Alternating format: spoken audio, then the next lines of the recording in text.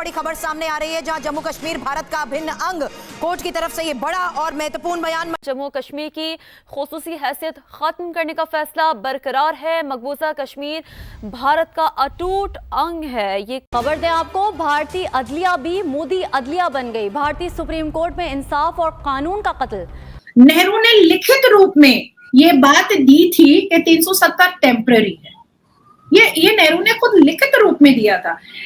Article 370 को validate कर दिया है और इसमें इंडिया की पार्लियामेंट की जीत है और मोदी सरकार की जीत भी कही जा रही है। एक बड़ा फैसला आया है इंडियन सुप्रीम कोर्ट की तरफ से और जाहिर बात है इस फैसले ने वैलिडेट किया है प्राइम मिनिस्टर मोदी के उस पॉलिटिकल एक्ट जो कि उन्होंने उस वक्त इंडियन जो पार्लियामेंट के ज़रिए से जो एब्रोगेट किया था आर्टिकल 370 कॉन्स्टिट्यूशन।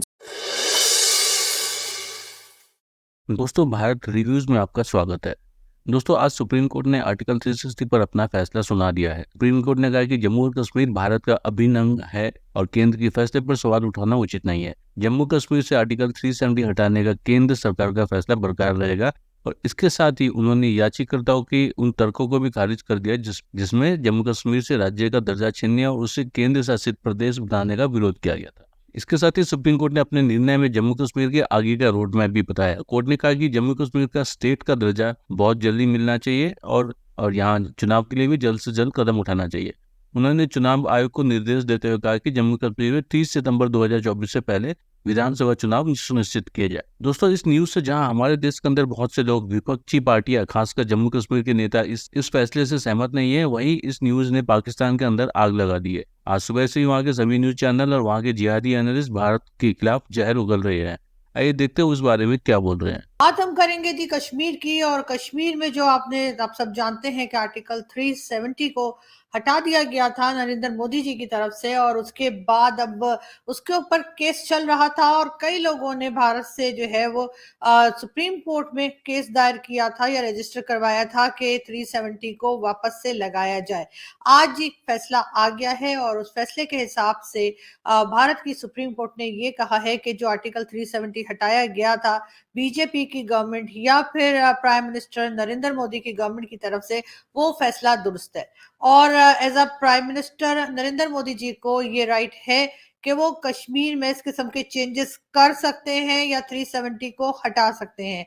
इसके बाद जी पाकिस्तान के, जाहिर इंडिया के टीवी चैनल्स पे भी यकीनन हंगामा होगा, लेकिन ये कि पाकिस्तान के टीवी चैनल्स पे मैं देख रही थी सुबह से जो हंगामा मचा हुआ है और एक के बाद एक जो है वो कमेंट्स के लिए लोग आ रहे हैं और कई एक्सपर्ट्स यानी डिफेंस एक्सपर्ट भी जो अपने आप को कहते हैं वो भी पहुंचे हुए हैं और मुसलसल नेगेटिव वाइब्स जो है वो भेजी जा रही हैं। कहा ये जा रहे हैं, एक्सपर्ट ने तो ये तक कहा कि नरेंद्र मोदी जो हैं वो शायद कश्मीर को भी गजा बना के छोड़ेंगे।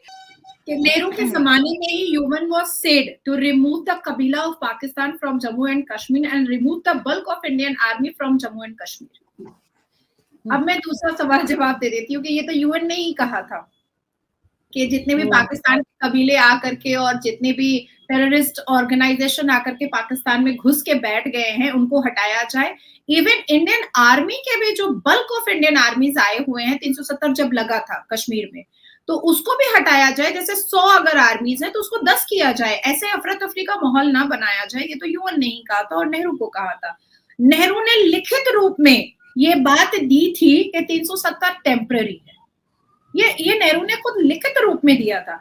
1951 में पहला असेंबली इलेक्शन हुआ था जिसमें नेहरू ने ये कहा था कि आने वाले वक्त में राष्ट्रपति अगर चाहे तो 370 हटाया जा सकता है। भाई ये बात तो लिखित है और नेहरू जी की चिट्ठियां हैं भाई। अब बात आती है कि 370 पर जो भी मातम मनाया जा रहा है, जो भारत के मुसलमान कर रहे हैं या विरोधी दल के नेता कर रहे हैं या पाकिस्तान के लोग जो मातम कर रहे हैं और चूड़ियां तोड़ रहे हैं, तो according to the constitution article 370 was a temporary provision in the constitution.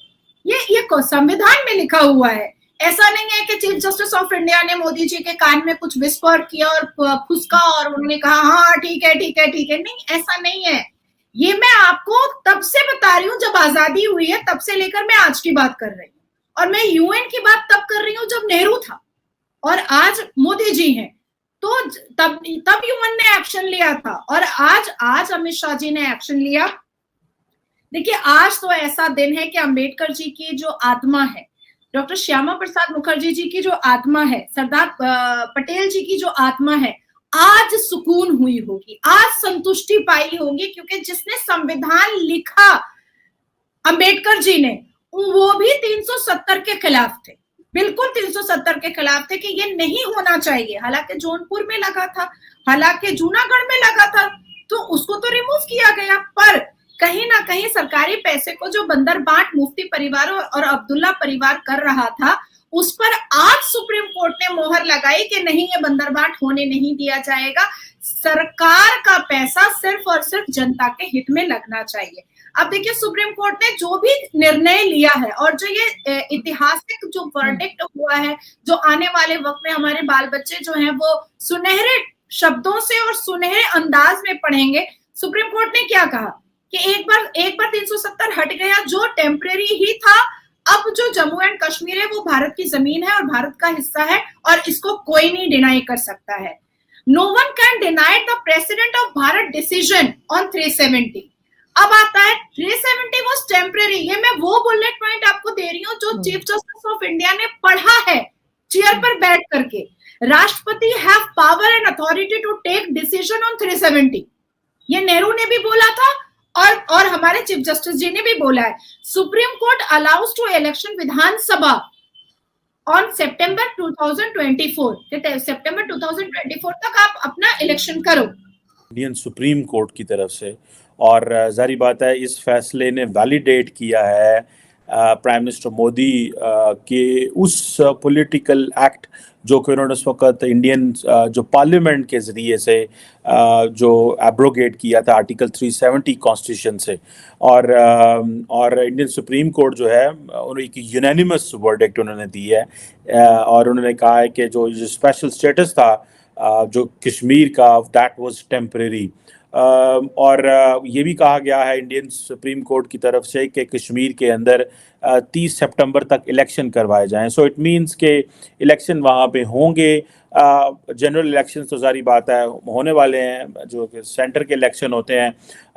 तो ये चीज़ें आपको याद होगा, अगस्त 2019 में बीजेपी ने जो इंडियन ऑक्युपाइड कश्मीर का जो स्पेशल स्टेटस था वो रिवोक कर लिया था, और रिपील कर लिया गया था 370 जो कॉन्स्टिट्यूशन को और 35A को, जिसका बेसिकली जॉब ये है टू डिटर्मिन कि who are the permanent residents of the Kashmiris. अब ये जो 370, जिन लोगों को नहीं पता, बहुत सारे लोगों को तो पता होगा जो ज़ाहिर बात है फॉरेन पॉलिसी या इंडियन पॉलिटिक्स या इन चीज़ों से लगाव रखते हैं, कि बेसिकली 370 जो आर्टिकल 370 जो था, जिसको मैंने पढ़ा और देखा, उसमें ज़ाहिर बात है यही था कि जम्मू एंड कश्मीर को स्पेशल जो प्रिविलेजेस थी वो उसके पास थी, जिसमें इंडियन जो पार्लियामेंट है वो कोई लॉ नहीं बना सकती, कोई पॉलिसी नहीं बना सकती रिगार्डिंग वहाँ के हवाले से, और नेम नहीं चेंज कर सकती कोई टेरिटरी के हवाले से। और जम्मू और कश्मीर जो का अपना कॉन्स्टिट्यूशन और अपना एक झंडा था,